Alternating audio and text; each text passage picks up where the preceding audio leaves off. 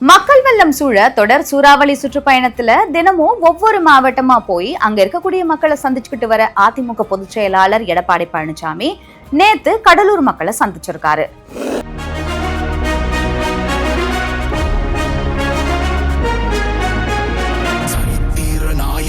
சாமானிய நாயகன் தமிழக தாய மீட்க உறுதி கொண்ட ஒரு மகன். அடித்தட்ட பார்த்தவன் அரியணையும் பார்த்தவன் புரட்சி தலைவி வடி. பண்ருட்டியில திரண்ட மக்கள் படையை பார்த்து கண் கலங்கி எமோஷனல் ஆகிட்டாரு எடப்பாடி பழனிசாமி. மக்கள் சக்தி முன்னாடி புரட்சி தமிழர் எடப்பாடியார் பண்ண சம்பவம் பல, அதுல உதயநிதி தலை தப்பல. திமுக ஆட்சிக்கு வந்ததோ தமிழ்நாட்டுல என்ன தப்புச்சுது? இப்போ ஒண்ணும் மிஞ்சல.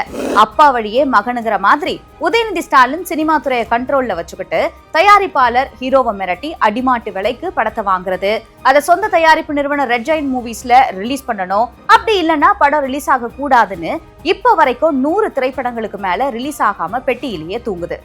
திமுக கட்சியிலேயும் உறுப்பினர்கள் குறைஞ்சிட்டாங்க. அதான் இப்போ வீடு வீடா போய் எங்க கட்சியில சேருங்கன்னு கெஞ்சிட்டு இருக்காரு.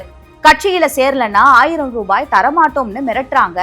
இதுக்கு பேர் தான் ஓரணியில தமிழ்நாடுன்னு 2011 வந்த தானே புயல் கடலூரையே புரட்டி போட்டுச்சு. குடிசை வீடு, முந்திரி தோப்பு எல்லாம் அடியோட போயிருச்சு. வீடு இல்லாம நிர்கதியா இருந்ததை பார்த்த அம்மா 1000 கோடியில 90,000 பசுமை வீடுகளை கட்டி கொடுத்தாங்க. குடிசை இல்லா மாவட்டமா கடலூரை உருவாக்குன சாதனை புரட்சி தலைவி அம்மாவை தான் சேரும்னு பெருமிதப்பட்டாரு. அம்மாவோட ஆட்சியில விவசாயம், வேளாண்மை பாதுகாக்கப்பட்டுச்சு. ஆனா இந்த ஸ்டாலின் ஆட்சி அரசியல் பழிவாங்கல் காரணமா எல்லா திட்டங்களையும் நிறுத்தி நம்பி ஓட்டு போட்ட மக்களை தவிக்க விடுறாங்க.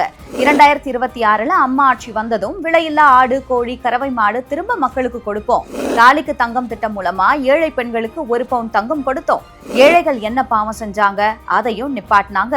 ஸ்டாலின் நிறுத்தின எல்லா திட்டத்தையும் மறுபடியும் கொண்டு வருவோம்னு மக்களுக்கு உறுதி கொடுத்திருக்காரு எடப்பாடி பழனிசாமி. சூப்பர் முதல்வர்னு சொல்லிக்கிறாரே, கடன் வாங்குறதுலதான் இந்தியாவிலேயே சூப்பர் முதல்வர்னு ஆவேசமா பேச்ச ஆரம்பிச்ச எடப்பாடி பழனிசாமி 73 ஆண்டுல திமுக அதிமுக மாறி மாறி ஆட்சி செஞ்சு வந்ததுல மொத்த தமிழ்நாடு கடனே 5,18,000 கோடி இருந்துச்சு. ஆனா 2021 ஆட்சிக்கு வந்த இந்த 4 வருஷத்துல மட்டும் 4,38,000 கோடி கடன் வாங்கியிருக்காரு சூப்பர் முதல்வர் ஸ்டாலின். இது பத்தாதுன்னு தேர்தல் வரதுக்கு முன்னாடி இன்னும் 1 லட்சம் கோடி கடன் வாங்க போறதா திட்டம் போட்டிருக்காராம். இந்தியாவிலேயே அதிகமா கடன் வாங்கினதுல முதல் மாநிலமா இப்போ தமிழ்நாடு இருக்கு. பிறக்கும் குழந்தைகள் மேல 1 லட்சம் கடன். இதுக்குதான் ஆட்சிக்கு வந்தீங்களா ஸ்டாலின் அவர்களேன்னு திமுக ஆட்சியோட அராஜகத்தை மக்கள் முன்னாடி வெளிச்சம் போட்டு காட்டிட்டாரு. 30 லட்சம் பெண்களுக்கு 1000 ரூபாய் மகளிர் உரிமை தொகை இன்னும் கொடுக்கல. விட்டு போனவங்களுக்கு இப்ப கொடுக்க போறதா சொன்ன விடியா அரசு மக்கள் மேல இறக்கப்படல. சுயநலவாதி ஸ்டாலின் தேர்தல் வர 8 மாசம் இருக்கு, ஓட்டுக்காக தான் இப்போ இந்த அறிவிப்பை கொடுத்திருக்காருன்னு கடுமையா தாக்கி பேசி இருந்தாரு. வீட்டு வரி, கடை வரி, மின் கட்டணம் எல்லாத்தையும் உயர்த்திட்டாங்க. 100 நாள் வேலை திட்டத்தை 150 நாள் ஏத்துறோம்னு, ஊதியத்தை உயர்த்துறோம்னு சொல்லிட்டு இப்போ 50 நாள் ஆக்கிட்டாங்க. இப்படி ஏழை மக்களுக்கு நடக்கிற கொடுமை கொஞ்சம் நஞ்சமா ஸ்டாலின் ஆட்சியில கோட் சூட் போட்டு வருவாரு, திட்டத்தை அறிவிப்பாரு, அதுக்கு ஒரு குழு போடுவாரு, அதோட அவ்வளவுதான். இதுல நிறைய திட்டங்களை கொண்டு வந்திருக்கோம்னு சொல்லிட்டு மக்களை நல்லா ஏமாத்துவாரு பொம்மை முதல்வர். நெல் ஒரு குவிண்டாலுக்கு 2,500 ரூபாய் கொடுக்கிறேன்னு கொடுக்கல. கடலூர்ல துறைமுகத்தை விரிவுபடுத்த 150 கோடி அதிமுக அரசு நிதி ஒதுக்குச்சு. ஆனா இப்போ வரைக்கும் ஆமை வேகத்துல தான் வேலை நடக்குது. கடலூர்ல மக்களோட வசதிக்காக மத்தியில இருந்த பேருந்து நிலையத்தை அதோட இடத்தை விட்டு 10 கிலோமீட்டர் தூரம் தள்ளி வேற இடத்துல மாத்தி வச்சிருக்காரு இங்க இருக்க திமுக அமைச்சர். ஏன்னா அதிமுக ஆட்சியில கொண்டு வந்துருதுன்னு ஒரே காரணத்துக்காக ஸ்டாலினுக்கு இந்த அரசியல் காழ்ப்புணர்ச்சி. மக்களுக்காக தான் ஆட்சியும் ஆட்சியாளர்களும் இருக்கணுமே தவிர ஆட்சியாளர்களுக்காக மக்கள் இருக்கக்கூடாதுன்னு மக்களுக்கு ஆதரவா தன்னோட குரலை எழுப்பி இருக்காரு எடப்பாடி பழனிசாமி. உங்களுடன் ஸ்டாலின் சொல்றாரே, ஆனா உங்களோட ஸ்டாலின் இல்ல, அதுதான் உண்மை.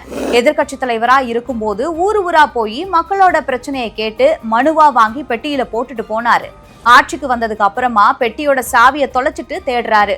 ஆனா கஜானா சாவியை மட்டும் பத்திரமா வச்சிருக்காரு. ஏன்னா மக்கள் பணம் மொத்தத்தையும் சுருட்டுறதுக்கு. திமுக மக்களுக்கான ஆட்சியே இல்ல, கார்ப்பரேட் கட்சி அப்படின்னு பேசிய எடப்பாடியார் மாறட்டும் மக்கள் நிலை, மலரட்டும் இரட்டை இலை, 2026 மக்களை காப்போம், தமிழகத்தை மீட்போம் அப்படின்னு விண்ணை முட்டும் அளவுக்கு முழங்கினார். மக்களை காப்போம், தமிழகத்தை மீட்போம், மக்களை, தமிழகத்தை, மக்களை, தமிழகத்தை, மக்களை, தமிழகத்தை. நன்றி, வணக்கம்.